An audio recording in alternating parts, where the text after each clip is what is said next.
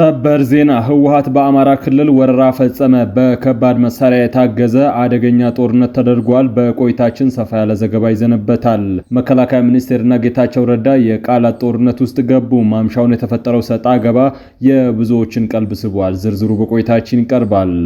በሳውዲ የሞት ፍርድ ተፈርዶባት የነበረች ሌይላ ኑር ሰቦ የተባለች ኢትዮጵያዊት ወደ ሀገር መመለሱን በሪያድ የኢትዮጵያ ኤምባሲ አስታወቀ። ውድ ቤተሰቦቻችን በዛሬው ቆይታችን እነዚህንና ሌሎችንም ሀገር አቀፍ ቀጠናዊና ዓለም አቀፍ መረጃዎችን በዝርዝር ወደ እናንተ የምናቀርብ ይሆናል። ለቤቱ አዲስ የሆናችሁ ሰብስክራይብ በማድረግ የደወል ምልክቷን በማብራት የቤቱ አባል ትሆኑ ዘንድ በታላቅ ትህትና እንጋብዛለን። በቅድሚያም የዕለቱን የቢዝነስ ዘገባዎች አስቀድመን ወደ ዝርዝር ዘገባዎቹ እናልፋለን። ጥበብ ሚዲያ የህዝብ ድምጽ ነው። ዛሬ በኢትዮጵያ ንግድ ባንክ አንድ የአሜሪካን ዶላር 157 ብር ተገዝቶ 160 ብር ከ1 ሳንቲም እየተሸጠ ነው። ፓውንድ ስተርሊንግ 203 ብር ከ6 ሳንቲም ተገዝቶ 207 ብር ከ6 ሳንቲም የሚሸጥ ሲሆን የአውሮፓ ዩሮ 179 ብር ከ2 ሳንቲም ተገዝቶ 182 ብር ከ8 ሳንቲም እየተሸጠ ነው። የስዊዝ ፍራንክ 190 ብር ከ8 ሳንቲም ተገዝቶ 194 ብር ከ7 ሳንቲም የሚሸጥ ሲሆን የኩዌት ዲናር 500 ብር ከ5 ሳንቲም ተገዝቶ 510 ብር ከ5 ሳንቲም ይሸጣል። የቻይና ዩዋን 22 ብር ከ6 ሳንቲም ተገዝቶ 23 ብር ከ1 ሳንቲም የሚሸጥ ሲሆን የተባበሩት አረብ ኤምሬቶች ድርሃም 42 ብር ከ7 ሳንቲም ተገዝቶ 43 ብር ከ6 ሳንቲም በዛሬው ዕለት የመሸጫ ዋጋ ነው። የሳውዲ ሪያል 41 ብር ከ8 ሳንቲም ተገዝቶ 42 ብር ከ6 ሳንቲም በዛሬው ዕለት የምንዛሬ ዋጋ ነው።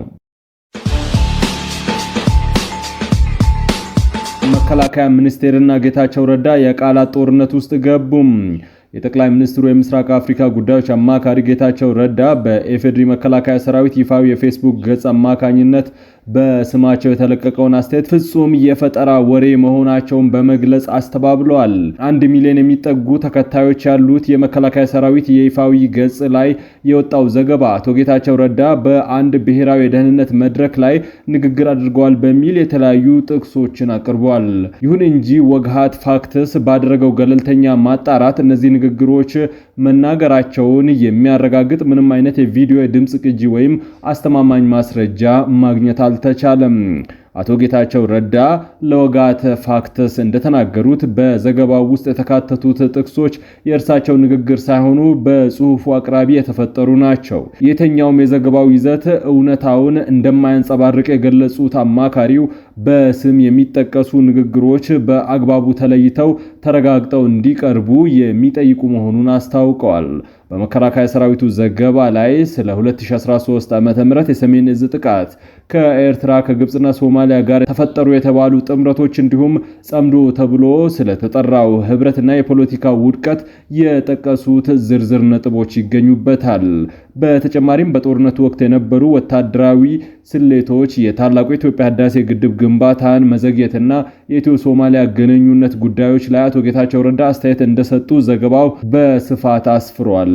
ይሁን እንጂ እነዚህ እጅግ ወሳኝና ታሪካዊ ክስተቶችን የያዙ ጥቅሶች የሚያረጋግጥ ምንም አይነት የሰነድም ይሁን የድምጽ ማስረጃ ከጽሁፉ ጋር አልቀረበም። በሶማሊያ የተገደለው 50 አለቃ የኑስ ማማይ መሐመድ በትውልድ ቀየው የቀብር ስነ ስርዓቱ ተፈጸመ። 50 አለቃ የኑስ ማማይ መሐመድ በትውልድ ቀየው ቃብታ ህዳር ከተማ በክብር ተሸኝቶ የቀብር ስነ ስርዓቱ ተፈጽሟል። 50 አለቃ የኑስ በቀበያት ህርዲ ተወልዶ ያደገ ሲሆን በ2018 የኢትዮጵያ መከላከያ ሰራዊትን በመቀላቀል ሀገሩን ማገልገል ጀምሯል። በአገልግሎት ዘመኑ በተባበሩት መንግስታት ድርጅት የሰላም አስከባሪ ተልዕኮ ስር ወደ ጎረቤት ሀገር ሶማሊያ በማምራት ለቀጠናው ሰላምና መረጋጋት አስተዋጽኦ አበርክቷል ነው የተባለው። በዚህ ወር በሶማሊያ ዋና ከተማ ሞቃዲሾ ከአልሸባብ ጋር በተደረገ የተኩስ ልውውጥ ወቅት መገደሉን ለማወቅ ተችሏል።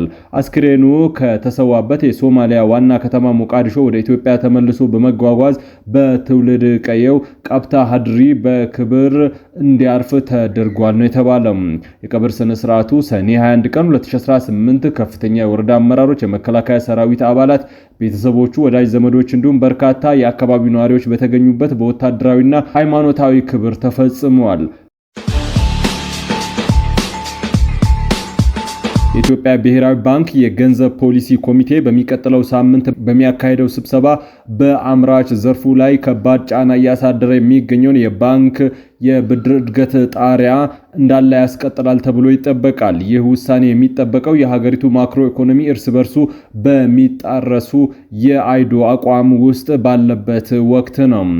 በአንድ በኩል ወደ አንድ አሃዝ ወርዶ የነበረው የዋጋ ግሽበት ዳግም በማገርሸት ግንቦት ወር ላይ 13.3 በመቶ የደረሰ ሲሆን በሌላ በኩል ደግሞ በባንኮች ብድር ገደብ ምክንያት ለደንበኞች ብድር መስጠት ባለመቻላቸው የተከማቸባቸው ትርፍ ገንዘብ እጅግ ዝቅተኛ በሆነ ወለድ እስከ 7 በመቶ ለመንግስት የዕዳ ሰነዶች ግዢ እየዋሉ ይገኛሉ። የፋይናንስ ዘርፉ ባለሙያዎች ይህንን የብሔራዊ ባንክ የጅምላ ብድር ገደብ ፖሊሲ ክፉኛ ይተቹታል። አንጋፋው ባንክ ባለሙያ እሸቱ ፋንታይን ጨምሮ የዘርፉ ተንታኞች እንደሚሉት ፖሊሲው የዋጋ ግሽበት በማይፈጥሩ እንደ ማምረቻና ግብርና፣ ኤክስፖርት ባሉ ቁልፍ አምራች ዘርፎች ላይ ከፍተኛ የካፒታል እጥረት ፈጥሯል። ፋብሪካዎቹ ጥሬ ዕቃ ለመግዛት ተቸግረው ከአቅማቸው በታች እያመረቱ ባለበትና የአቅርቦት እጥረት የዋጋ ግሽበትን እያባባሰ ባለበት ሁኔታ የብድር ገደቡ ሁሉንም ዘርፍ በጅምላ መመልከቱ የኢኮኖሚ እድገትን የሚጎዳ መሆኑን ባለሙያዎቹ ያስጠነቅቃሉ። የብሔራዊ ባንክ የብድር ጣሪያውን ሙሉ በሙሉ ለማንሳት አስቀድሞ ይዞት የነበረውን እቅድ በማራዘም እስከ 2026 መጨረሻ ድረስ በሂደት ለማንሳት አዲስ የጊዜ ሰሌዳ ማውጣቱ ተሰምቷል።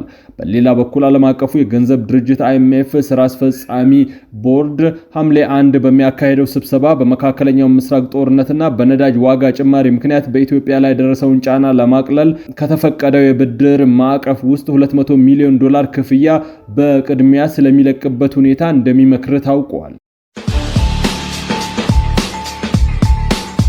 በሳውዲ የሞት ፍርድ ተፈርዶባት የነበረችዋ ሌይላ ኑርሰቦ የተባለች ኢትዮጵያዊት ወደ ሀገር መመለሱን በሪያድ የኢትዮጵያ ኤምባሲ አስታወቀም።